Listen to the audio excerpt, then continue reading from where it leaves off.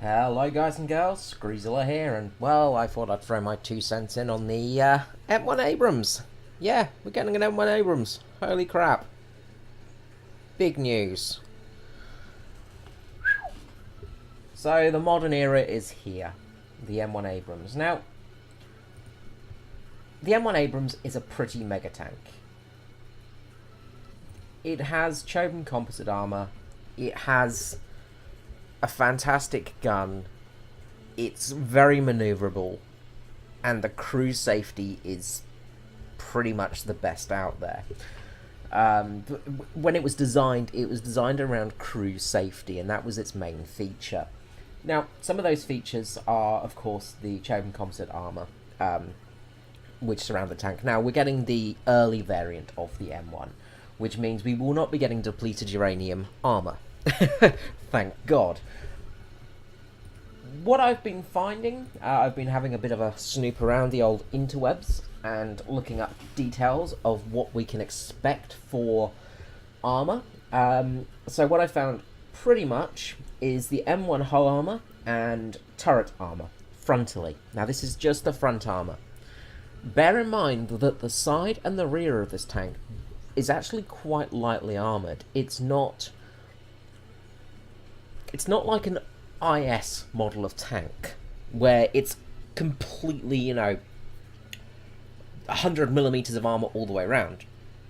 These tanks were designed to go frontally. The sides are a bit at risk. Later variants did have more clip-on armor, they had better protection, and the turret is well protected as well. Like the side of the turret is pretty much going to be hard to penetrate. The rear of the turret, however, is a different story. However, from the front, from a armor-piercing fin-stabilized scarring Savo round, you're looking at 450mm of protection. And off the top of my head, I don't think anything can actually penetrate this thing frontally. With a heat round, or a chemical round, you're looking at 650mm of protection. Oh boy, this thing is going to be hard to crack from the front. Hull down, this thing is going to be... Well, next to the... I think this and the Chieftain are going to be impossible to crack hull down. You're going to have a very hard time unless you can get round the back of them or you can get a plane. These things are going to be absolutely deadly. The front armour has got the chosen composite armour, as I said. Now, what I'm going to do is drag this over. And what we have here is actually a picture of the composite armour and what it looks like. Now, what the composite armour has is the big front plate, angled. So this is actually the front section, just this area here. I think it's actually the lower glacis here, or the the top lower glacis. So what you've got inside here is basically rubber and ceramics. Now, the way the chosen armor works with the rubber is when a round hits it, it's like explosive reactive armor. Instead of actually an explosion pushing the force back, however, it uses the weapon's own force to then bounce it back at it, which is a really neat little thing. So if a shell comes in here, hits it, this goes in, it compresses, and then it bounces back. Now, with a high explosive round, that pushes some of the force backwards as well. You also have ceramic plating in there, and the ceramic is very, very tough. The ceramic plating itself... We'll just go back to the video so... Oh, whoopsie daisy. So the ceramic plating is very tough. And this stuff is just designed to really be able to take an absolute beating. I think in Desert Storm 2, or the second Gulf War, basically, there was it was either a Chieftain or an Abrams caught in enemy fire. It got stuck in a ditch, and it was basically getting hammered for about 4 hours by enemy fire, RPGs, things like that, constantly, and the crew were absolutely fine. The tank was disabled, but the crew were safe inside. And this is the whole thing about these tanks. They're designed to keep the crew safe. So, at the front of the tank, for instance, the Sorry, my phone just binging there.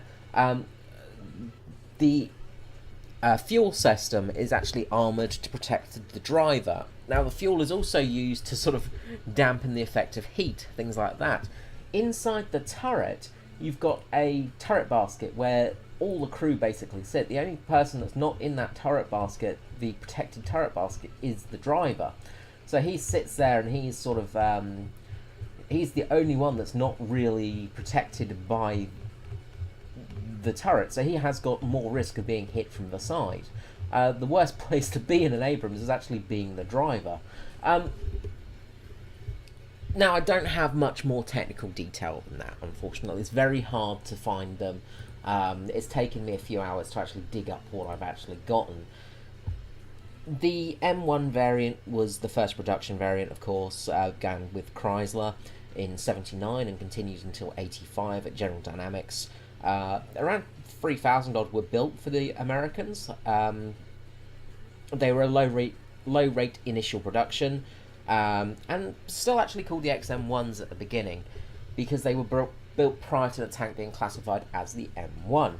Now, a little later on, you got the M1A1s. We're not going to talk about that because that's where things just started getting absolutely mental. All in all, the M1 tank is going to be an absolute beast.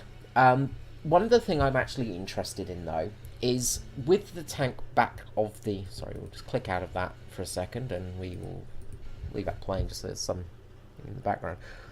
What I'm interested in is the back section here. This is where the ammunition's stowed. And the way it's designed is this section at the back, the top and the back armour is very light. It's designed to blow out. So, if you get ammo racked in this tank, theoretically what should happen is this section here should blow off, and all of that force should go out the top and the back of the tank, and your crew should be safe. Your tank's going to be useless because you've got no ammo, but you could still possibly run away. I'm interested to see if they implement that sort of mechanic. Now, the tank has 10 times optical zoom for the gunner. Yeah, 10 times. That is ridiculous. And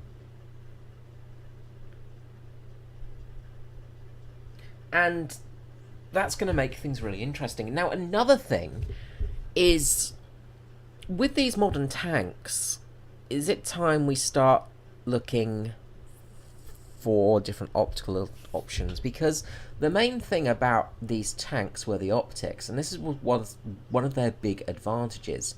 With the M1, you had thermal vision optics, same with the Challenger, things like that. But the thermal optics on these tanks were much more advanced than the thermal optics on the Russian equivalent tanks.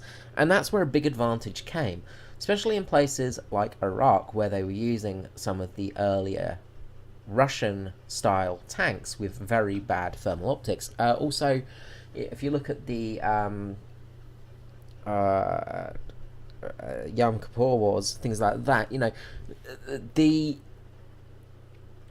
sides using the, let's say, Allied side of the Cold War, you know, the non-Russian tanks had a huge advantage at night fighting because they could see the enemy tanks.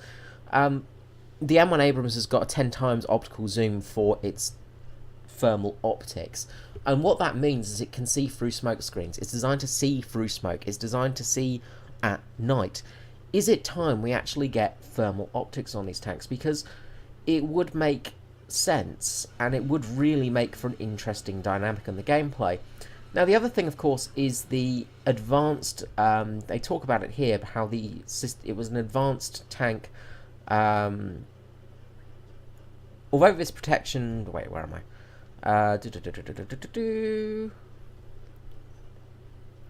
So, aspiring M1 commanders can expect an effective protection against some of the most commonly used projectile types you found on the high ranks. However, it's worth noting that all of this effective armour is mostly placed around the front portion of the vehicle's hull and turret, as is common for the modern MBT design. In comparison, the side armour is relatively thin and can easily be pierced even by cannons of lower tier vehicles. The M1 Abrams was specifically developed with crew protection in mind. It comes to no surprise that several special protective features found their way onto the M1's design. Fuel tanks in the front of the hull were placed in an armoured containers that prevented fire in the fighting compartment. The fuel served as an additional protection against heat shells as well. One more solution that provided better crew survivability was separate ammunition storage that was also in armoured containers. In cases where the powder charges were on fire, gas pressure was released through special blowout panels that were mounted on the turret and hull.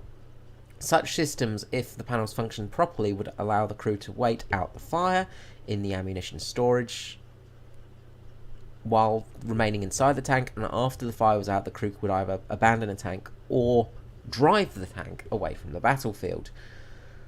Although this protection feature will be represented in-game as well, aspiring commanders of the Abrams shouldn't expect a guaranteed second chance from this protective feature. Yes, it's possible to prevent a sudden and quick destruction of the vehicle, but only if a case was hit and the powder charges caught fire. If the hit detonated heat or HESH ammo, the tank would be destroyed. If the player is able to extinguish the flames, they will be able to withdraw to safety and repair rearming. Nonetheless, these protective features will still slightly increase the Abrams survivability on the battlefield and are bound to save the occasional tanker from an untimely demise. So this to me sounds like they are going to implement the charge system that will blow off the back of the tank, which is going to mean that ammo racks will be pretty ineffective. But there are tanks already in the game with this sort of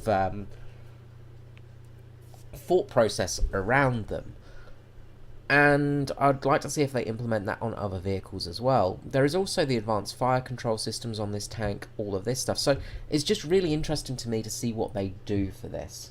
Anyway, just a quickie. That's about it really for me.